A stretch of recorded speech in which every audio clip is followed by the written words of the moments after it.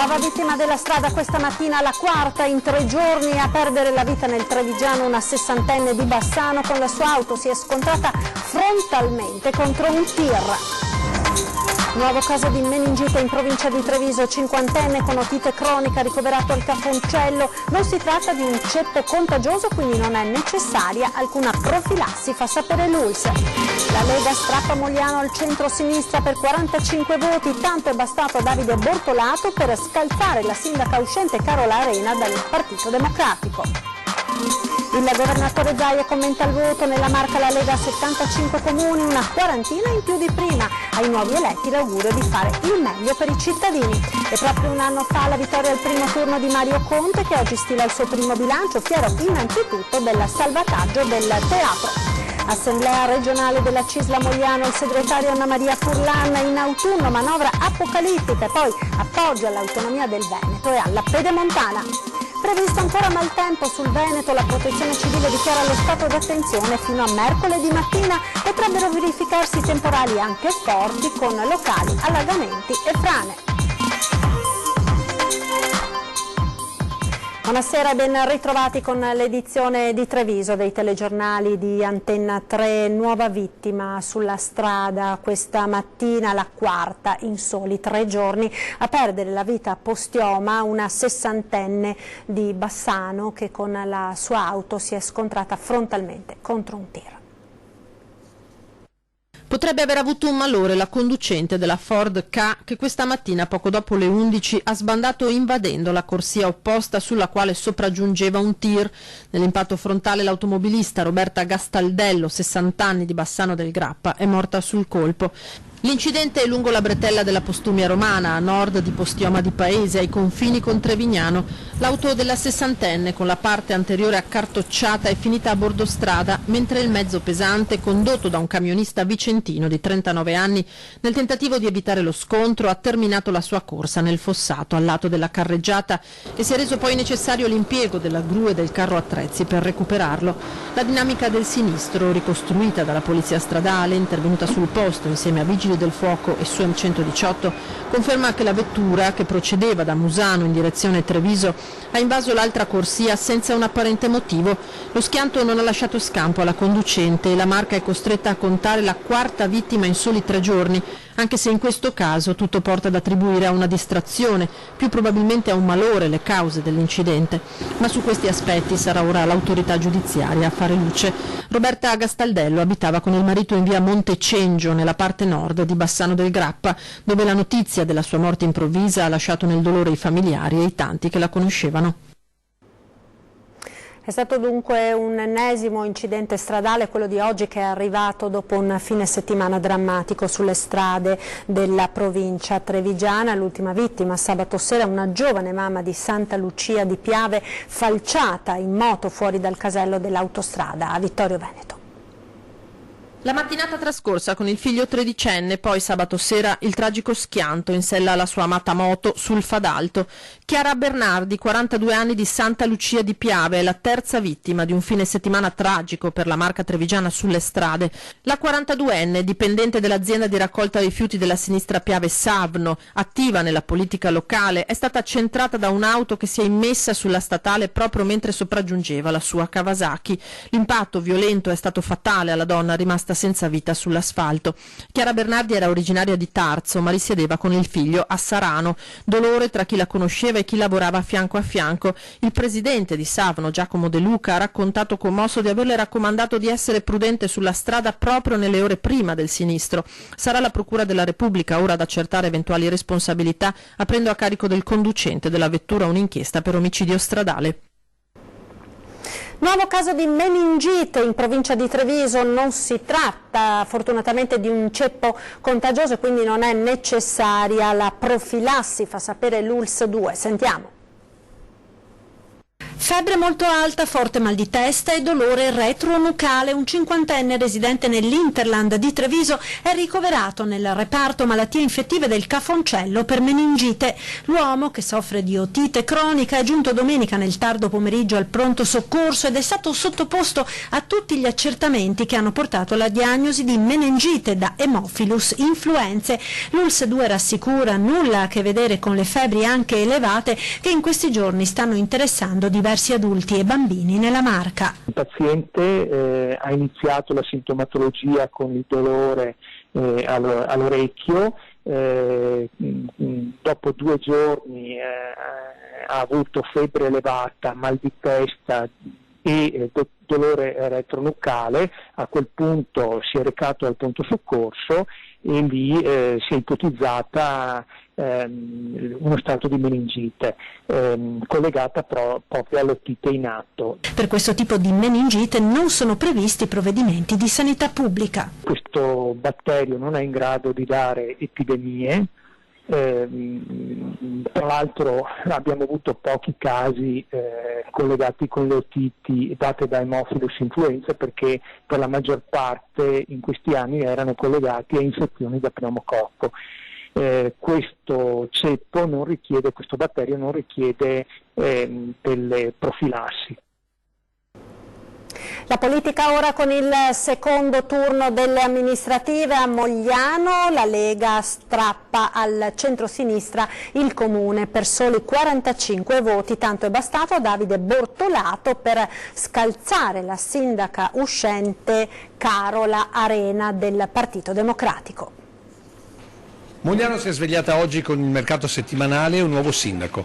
È Davide Bortolato, 46 anni, architetto sposato con figli, che da questa mattina ha realizzato di essere il primo cittadino della città cerniera tra Treviso e Venezia. Dopo i festeggiamenti della notte, nel suo quartier generale non c'è nessuno fino a tarda mattina. E lo incontriamo mentre da una parte il mercato smonta le bancarelle e dall'altra la politica sbaracca la campagna elettorale. Voce ancora roca per la notte praticamente insonne, scandisce così i primi passi da sindaco. Ricompattare la città, dallo stare in mezzo ai cittadini. Anche questa mattina sono stato qui al mercato, ho ricevuto tanti complimenti, c'è stata voglia di cambiamento, un bel segnale. Abbiamo fatto un po' fatica perché l'affluenza è stata bassa e il centrodestra soffre sempre di bassa affluenza. Senta, però questi 45 voti sono un segnale che la città è divisa. Sì, però comunque il segnale del primo turno è stato forte, eravamo in vantaggio di 5 punti percentuali, per 88 voti non ce l'abbiamo fatta passare al primo turno, ma comunque il risultato è buono. E che il primo verbo di Bortolato sia ricompattare lo richiede lo scarto minimo sia per il primo che per il secondo turno con il sindaco uscente Carola Arena. E oggi, a mente certamente più fredde, i numeri indicano che Bortolato ha vinto nei quartieri.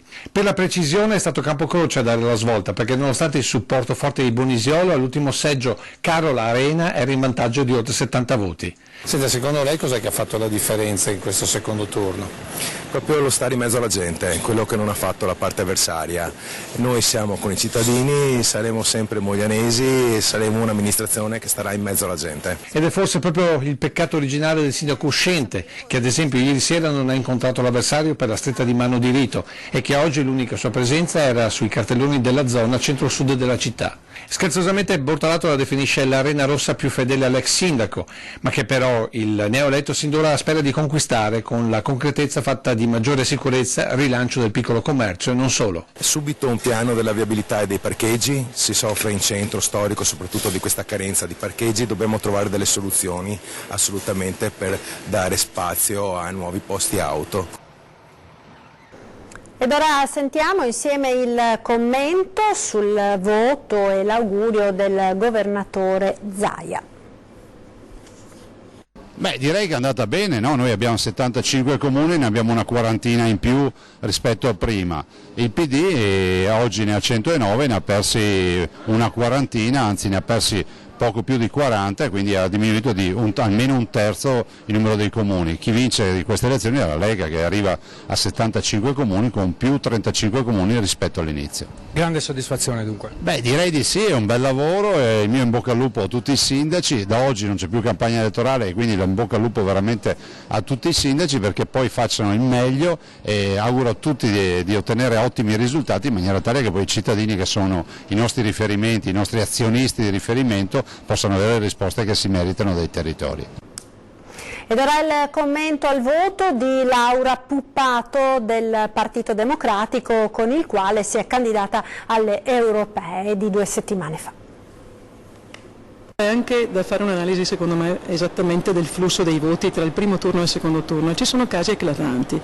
Il caso di Spinea, così come il caso di Mogliano, che ho visto, fa riflettere, nel senso che se fossero andati semplicemente gli elettori del primo turno del centro-sinistra a votare, avremmo stravinto in tutti e 2 i casi. Purtroppo sono mancati quei 500-600 voti che sono stati utili, diciamo, per riuscire a fare lo 0, in più da parte di partiti all'opposizione. Un peccato, perché amministrazioni appunto come Mogliano e Spinea, che conosco bene, hanno decisamente governato molto bene nel corso di questi anni e sono state anche molto apprezzate. Evidentemente non è stato sufficiente. Direi che il fatto in sé non è una tragedia, quello che purtroppo risulta difficile da digerire, come ripeto, è che in molti casi, come nei casi elencati, sono mancati proprio i voti nostri. È giusto un anno fa la vittoria al primo turno contro Manildo. Oggi Mario Conte stila il suo primo bilancio, fiero innanzitutto del salvataggio del teatro comunale e degli interventi per la mobilità sostenibile. Sono stati 365 giorni bellissimi, straordinari, intensi, impegnativi, ricchi di soddisfazioni, ricchi di emozioni. Inizia così il video che il sindaco Mario Conte ha voluto postare su Facebook, dedicato ai suoi primi 365 giorni.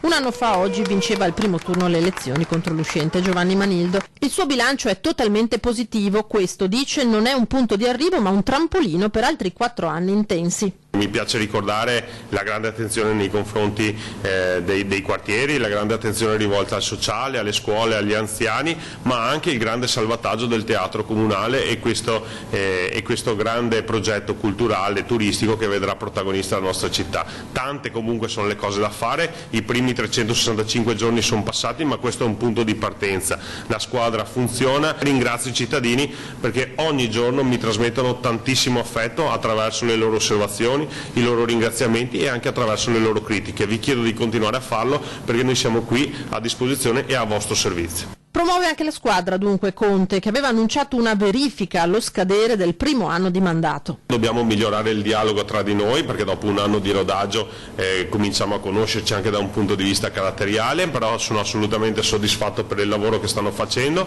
soddisfatto per la loro disponibilità nei confronti dei cittadini e soprattutto soddisfatto per la loro grande professionalità messa a disposizione della comunità. E per il primo anno da sindaco Conte si regala infine il termine del cantiere di Piazza Trentin. Domani verrà riaperta con 10 giorni di anticipo. Il segretario generale della CISL, Anna Maria Furlan, era oggi a Treviso all'assemblea regionale che si è tenuta a Mogliano. Tanti temi che vedono il sindacato in prima fila, ad iniziare dalle critiche al governo, ma anche l'appoggio alla Pedemontana e soprattutto all'autonomia del Veneto. Sentiamo. Ma io credo che l'autonomia sia una possibilità che hanno le regioni, credo che vada armonizzata e che al centro ci debba sempre essere ovviamente la tutela del sistema paese.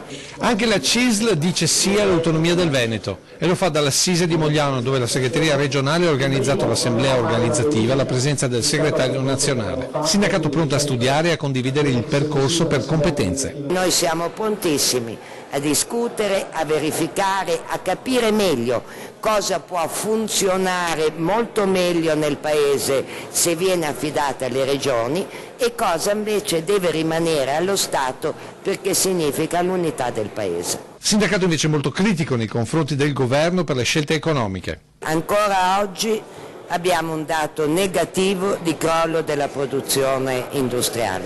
Partiamo da questo ragionamento. E cioè come cambiando la linea del governo, la linea economica del governo, finalmente si riporta questo Paese a crescere, sbloccare le infrastrutture, quelle medie, quelle grandi. Cantieri che oltre a riattivare l'economia per Anna Maria Furlan accorcerebbero il divario economico tra nord e sud. Pieno appoggio quindi all'alta velocità e soprattutto ai cantieri tra Montecchio e Villorba.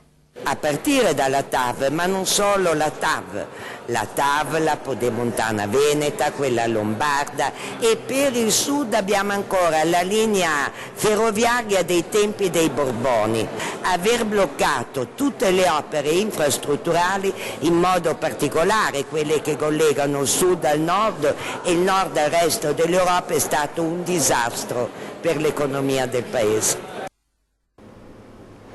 Saranno celebrati domani pomeriggio alle 15:30 i funerali di Alessandro Sartori, il 45enne morto a Cison di Valmarino, stroncato da un infarto, morte per la quale era stata inizialmente avviata un'inchiesta per omicidio preterintenzionale. La procura ha rilasciato il nulla osta alla sepoltura, le esequie si terranno nella chiesa parrocchiale di Tovena. Questa sera alle 20 nella stessa chiesa verrà recitato il rosario. Per ricordare Alessandro, la Proloco di Tovena, d'intesa con la famiglia, ha promosso una raccolta fondi intitolata Ale con noi. Ci fermiamo ora per qualche istante, linea alla regia. A tra poco. 2.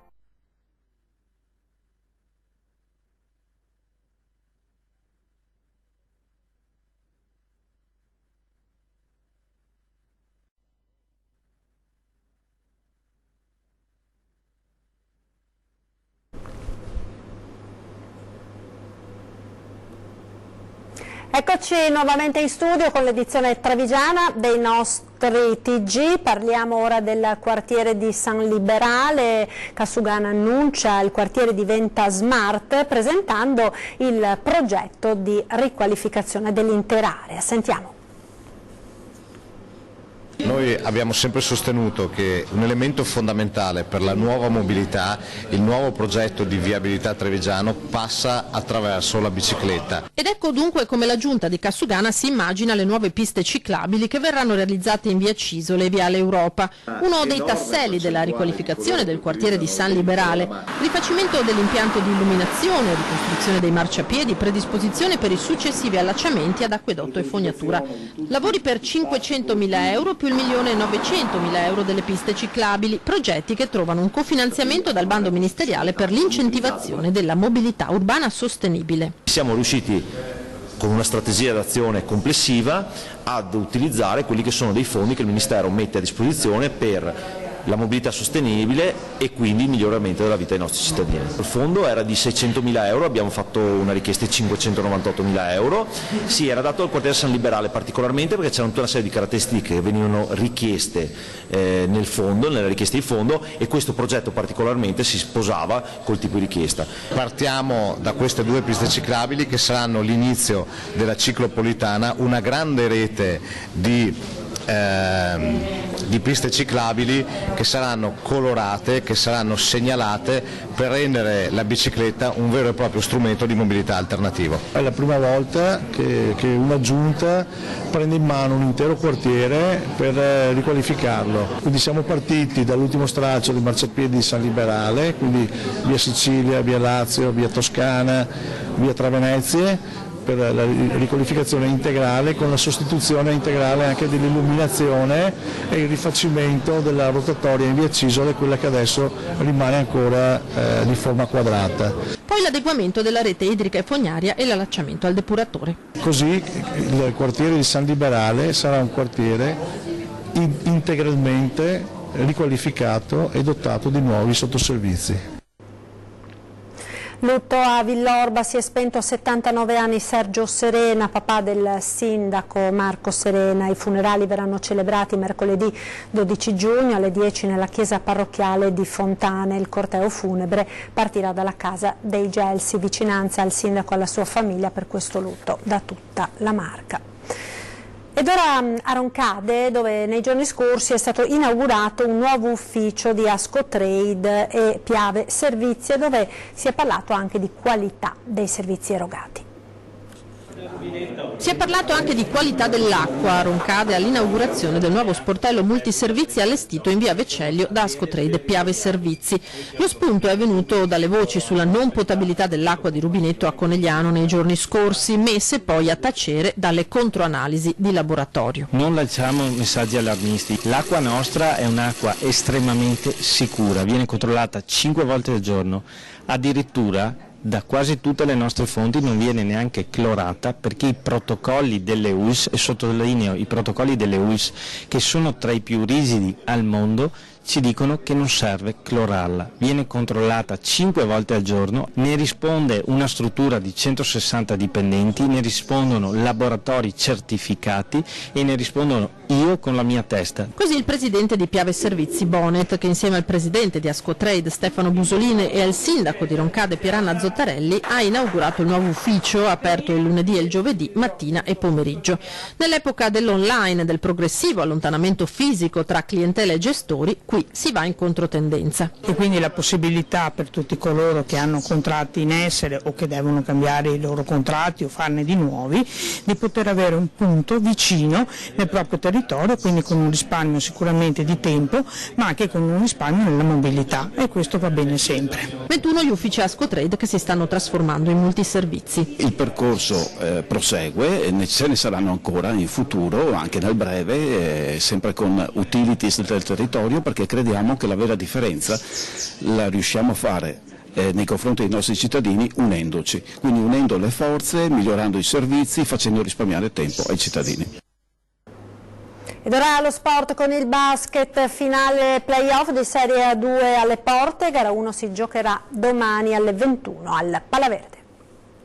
Tifosi in fibrillazione, inizia domani al Palaverde alle 21 la finale playoff di Serie A2 con la sfida inedita tra la De Longhi Treviso Basket e la Benfab Capodorlando. Treviso con queste partite sogna il ritorno in Serie A1 con un avversario che non subisce sconfitta da 19 partite consecutive. La De Longhi ha chiuso la regular season al secondo posto a est, a soli 2 punti dalla capolista Fortitudo Bologna, vincendo 21 degli ultimi 24 match. Sotto la guida di coach Menetti, i veneti sono stati la migliore difesa del loro girone e hanno conquistato la Coppa Italia Lega Nazionale Pallacanestro. C'è grande carica da parte di tutti, sia personalmente che da parte dei ragazzi, credo anche da parte di tutta la città. La squadra si è preparata nella giusta maniera, adesso deve fare di tutto per riuscire a diventare una squadra vincente, vincerne 3 di 5 a partire da gara 1, rimanendo assolutamente focalizzati su una partita alla volta. Le due formazioni arrivano alla finale rispettando il pronostico. Nei play-off Capodorlando ha eliminato sempre per 3-0 Ravenna, Biella e Bergamo. Li conosciamo, ma ci affronteremo per la prima volta. Questa è la grande novità, nel senso che durante la stagione non sono due squadre che non sono mai affrontate. Hanno delle loro caratteristiche, hanno 3 americani importanti, comunque una squadra di sostegno altrettanto importante. Sappiamo che sarà una partita dura, ecco. La Treviso Basket è al completo per coach Menetti. Stanno tutti bene, siamo al completo, non c'è nessun problema, al di là purtroppo dell'assenza di Lombardi che è fuori da tempo, ma per tutta la stagione. Le prime 2 gare si disputeranno al Palaverde martedì e giovedì. Si va verso il tutto esaurito con un tifo che sarà senza dubbio in grado di proteggere ulteriormente i loro paladini. Soprattutto è nata questa bellissima empatia che è nata nei momenti di difficoltà. Il saper affrontare insieme i momenti di difficoltà è stata la nostra grande chiave. Adesso è il momento di mettere tutto in campo. Vi lascio tra pochissimo a 20:10, si tornerà a parlare di grandi navi e delle polemiche in laguna con l'ex ministro dell'ambiente Corrado Clini. E poi governo mini bot da Orbi, l'attualità torna protagonista in prima serata su Antenna 3 a partire dalle 21:15 con Ring, ospiti di Ferdinando Avarino, Enrico Zanetti, ex viceministro dell'economia, Gianluca Forcolin, vicepresidente della Regione Veneto, Roger Demenec del Partito Democratico, Giacomo Vendrame della CGIL, poi in collegamento telefonico Jacopo Berti del Movimento 5 Stelle.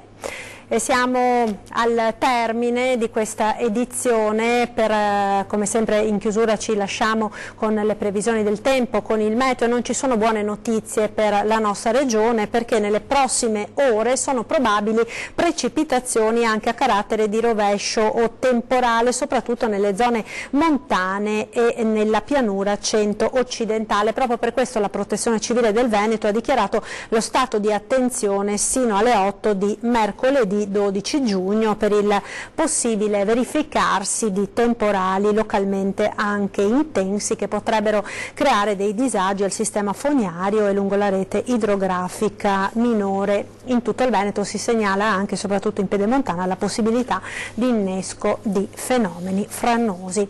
Vediamo quindi insieme le previsioni del tempo per domani con il nostro meteo. Arrivederci.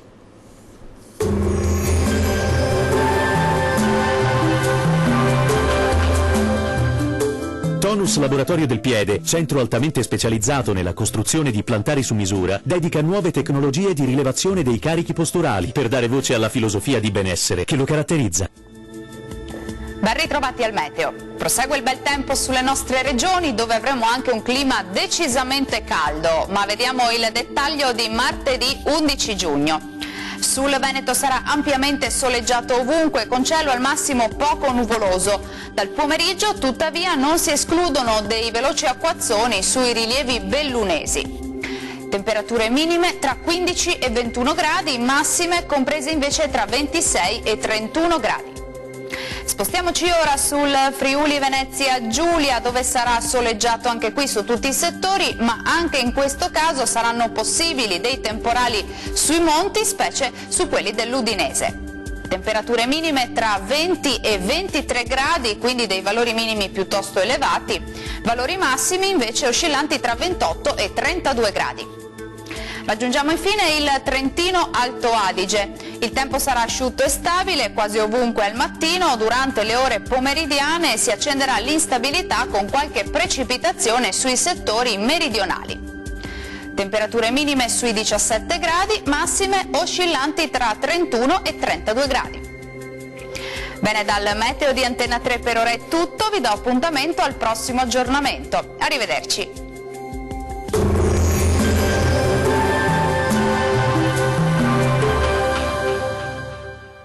Tonus è il miglior negozio di calzature moda comoda. Qui troverete il più vasto assortimento di calzature Fratelli Tomasi. Eleganza e comodità, perché camminare è vivere.